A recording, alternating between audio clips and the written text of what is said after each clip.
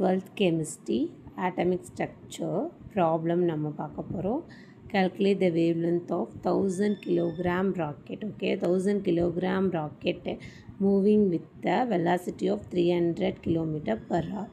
ராக்கெட்டோட wait வந்து 1000 kilogram, அது வந்து பெர் ஹாருக்கு 300 கிலோமீட்டர் வெலாசிட்டியில் போகுது.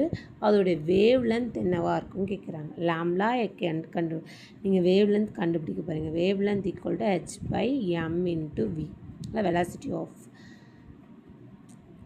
அப்போ நம்ம என்னென்னலாம் இருக்குன்னு எழுதிக்கணும். மாஸ் வந்து எவ்வளோ 1000 கிலோகிராம் தெரியும். அடுத்த பிளாங்க் கான்ஸ்டன்ட் தான் 6.626 × 10⁻34 ஜூல் செகண்ட். வெலாசிட்டி என்னது 300 கிலோமீட்டரில் கொடுத்துருக்காங்க. நம்ம மீட்டரில் சேஞ்ச் பண்ணிக்கணும். 1000 m/3600 செகண்ட்ஸில் போட்டால் இதான் வருது. ஓகேங்களா. லாம்லா ஈக்குவல் டு இப்போ ஃபார்முலாவில் அப்ளை பண்ணுறோம். Planck constant 6.626 × 10⁻34 divided by mass எவ்வளோ 1000 கிலோகிராமா இன்ட்டு வெலாசிட்டி எவ்வளோ 83.33.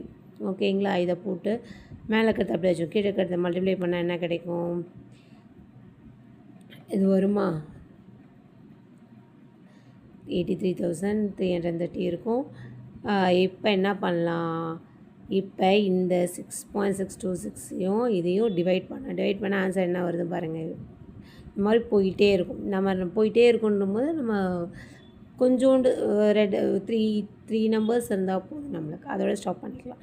ஆனால் இங்கே 0 எவ்வளோ வருது பாருங்கள். 0க்குலாம் பாருங்கள் 1 2 3 4 டிஜிட் 0 இருக்குது. அதனால் நம்ம 0வை எடுக்க வேணாம். 0க்கு அப்புறம் இருக்கிற நம்பரில் பாயிண்ட் வச்சுருக்கோம். அப்போ 5 டிஜிட் தள்ளி நம்ம பாயிண்ட் வச்சுருக்கோம். அதை ஞாபகத்தில் வச்சுக்கோங்க. ஓகேங்களா. இங்கே எவ்வளோ இருக்குது -34. நம்ம 5 டிஜிட் தள்ளி தான் பாயிண்ட் வச்சுருக்கோம். அப்போ அதையும் நம்ம இதை ஆட் பண்ணி, ஏன்னா 10 0வோட பவர் இல்லையா, 39 - 39 இதான் ஆன்சர். 7.95. புக்கில் வந்து நான் 7.92 × 10⁻39 மீட்டர் போட்டிருக்காங்க. இந்த ஸ்லைட் டிஃப்ரென்ஸ் எப்படி நடக்குதுன்னா ஸ்டெப் பை ஸ்டெப் டிவிஷனில் அது ஒரு நம்பர் 2 நம்பர் சேஞ்ச், அதனால் அப்படி தெரியுது. ஓகேவா. ஆன்சர்